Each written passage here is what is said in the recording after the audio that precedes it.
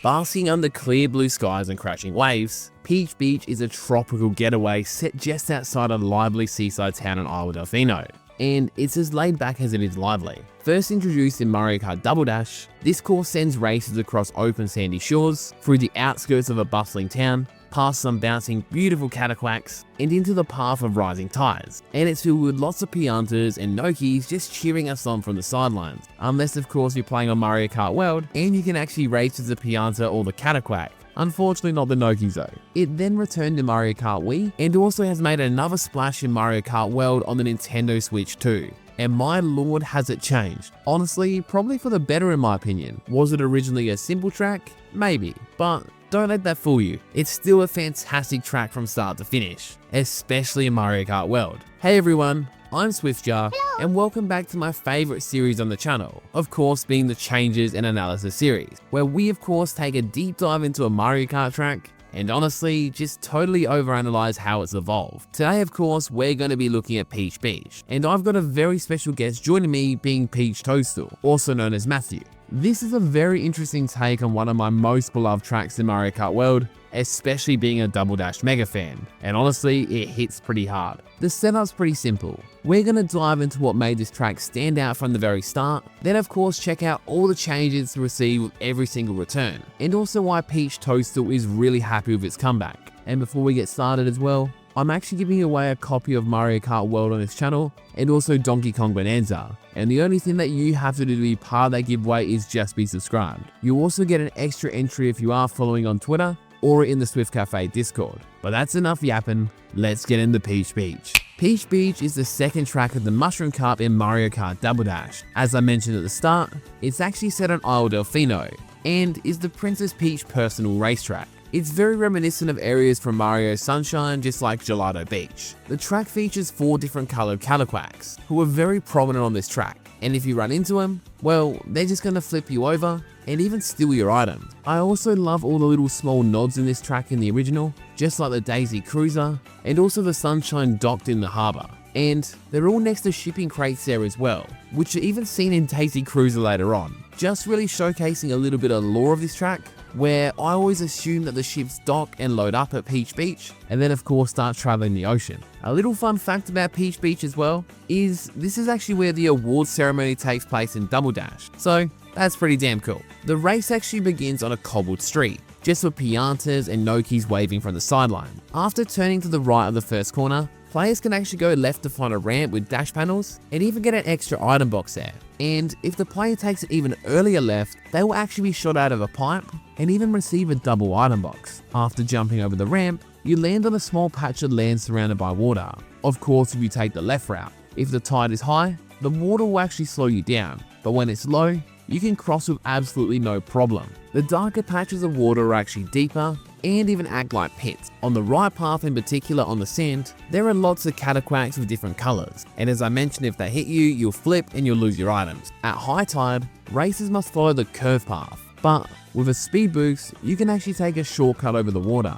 And as I mentioned before, during low tide, you can just cut straight across. After passing a pink natural arc, you can then head left around the second leg of the arc to find hidden item boxes. You also find a second pair of cataquacks appearing on the next stretch, leading to another sharp right turn. The final path of the course ends with a cobbled road, which is very Sunshine-esque, and that of course leads straight to the finish line. However, just before the finish line, there's actually a path circling a fountain with 2 item boxes behind it, though it really isn't a shortcut. But if you just take the normal route, you'll have some moving item boxes you need to grab. I honestly really love how this track just has multiple paths, like using the tide shortcuts and the speed boosts, and of course just going through the pipe as well, or just around the fountain. It just gives the player a little bit of opportunity to do what they want to do. Do you want to get some extra items, or do you kind of want to just front run the track? It really is up to you. Plus, just the double dash effect with everything having eyes, and even the Shine Sprite sun, it was always really cool to me as a kid, especially being a massive Mario Sunshine fan.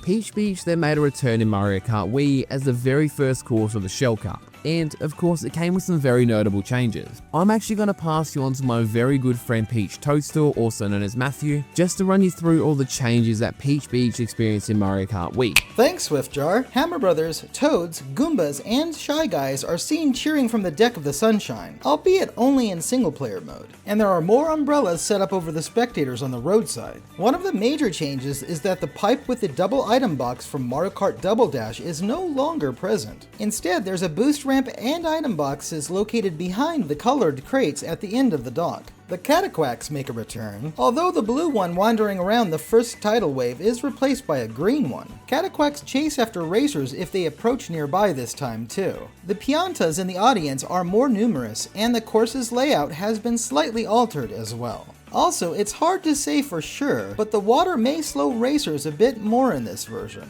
By the way, I have to say that while I thought it was nice that Peach Beach returned in Mario Kart World, I was very pleasantly surprised that they updated its visuals and how it plays. Although I miss the Isle Delfino vibe, the reference to Mont Saint-Michel with its central structure and sandbar leading up to it brightened my day as one who covered city courses before. This really breathed new life into the track. What's more is that the music is a great active take on the theme, different from the more relaxed version heard aboard the Daisy Cruiser in the booster course path for Mario Kart 8 Deluxe. If you're interested in a deeper analysis on the game's music and theming in general, check out the supplementary shorts series on this channel called Back-to-Back Soundtracks. It's where to hear about the musical differences of all returning courses, with upcoming coverage of the theme of Peach Beach. And now I pass you back to my good friend Swiftjar. Thanks, Matthew. It's always really good fun to have you on the channel. Alright, as mentioned at the very start, Peach Beach returns as the first course of the Banana Cup in Mario Kart World, and in this case, it also serves as the starting point of the Cherry Rally. But longtime fans will notice a dramatic shift in the scenery. Gone is the sun-soaked Delfino-inspired town. In its place rises the Peach Resort Royal Beach Hotel. That's wordy. And it even features a lavish castle complex that now dominates the landscape from afar. Geographically, the course is now located on a remote island just east of the jungle biome, and you can find it in the southeast corner of the open world map. Notably, the Daisy Cruiser that was once visible in the distance, unfortunately has now vanished. Perhaps it's docked somewhere else or just retired from view. There's also a really big change as well, being the lap variations now. While the original beachside route still remains intact for lap 1, basically racing identical, Mario Kart World introduces a brand new castle route that actually branches off counterclockwise from the starting line. This new path winds through the resort's interior, complete with tight corridors, rail slides, and even a lot of vertical jumps before heading down into the water.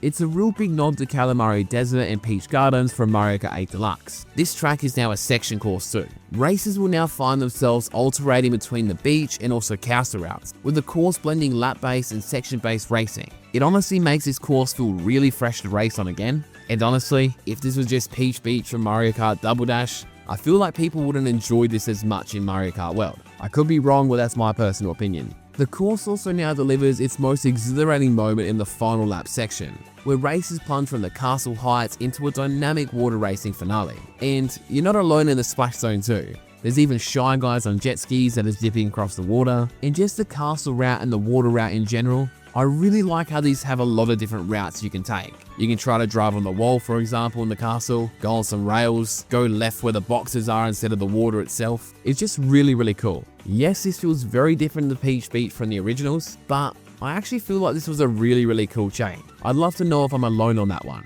And the course looks absolutely beautiful in Mario Kart World as well. And I just love how it fits so seamlessly in the open world. I also really like on the beach section on the far right hand side, there's also this additional half pipe, which essentially works pretty similar to Mario Kart Wii, but there actually was no half pipe in Mario Kart Wii, so I actually really like this change, even though probably most people will never use this. Even the fact that you can just now drive on the water, I don't know, it just makes this course feel so much different, and I'm a really big fan of it.